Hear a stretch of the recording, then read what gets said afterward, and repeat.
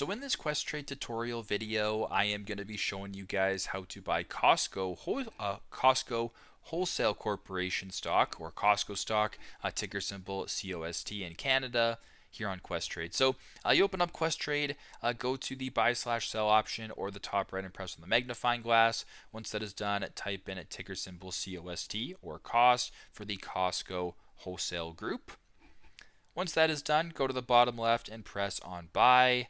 Then go to share quantity for the amount of shares. So for example, if you wanted one share, it'll tell you the price of that one share or the dollar amount, or you can type in the exact same thing. So if I were to type in 930 just over, once you're done, go to the bottom, press on next, and then follow the steps that way. So very simple, very straightforward. This is how to buy Costco wholesale stock, or Costco stock, I guess, here in Canada using Questrade. Thanks again for watching, and hope this video helps.